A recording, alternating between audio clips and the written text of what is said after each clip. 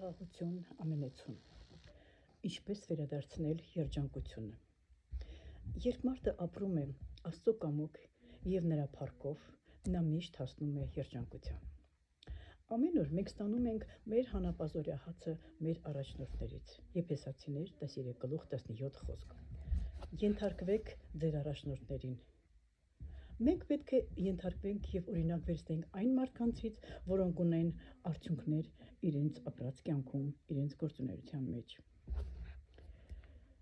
Լավ օրինակ է հանդիսանում 5 դակարանից Եղիսեն, որը օծյալ էր և Եղիայի աշակերտն էր։ Օրհնված են նրանք, ովքեր չեն տեսել, բայց հավատացել են առանց տեսնելու։ Ամեն դժվար իրավիճակ,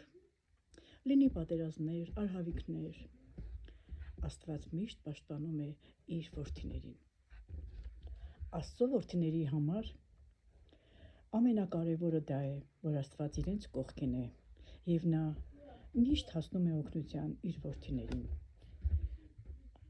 Աստծո որդիները հանում են մարդկանց այս կործանվող աշխարհից և տանում են եկեղեցի, որպեսզի մարդիկ ապաշխարեն։ Ընտրությունը մարդկանցն է։ Նրանք են որոշում իրենց հետագա կյանքի ընթացքը։ Մենք պետք է իմանանք ամենակարևորը, որ Հիսուսը պետք է լինի մեր կյանքում առաջի տեղում։ Երբ նա առաջի տեղում է, ուրեմն ամեն ինչ գտնվում են իրենց տեղերում։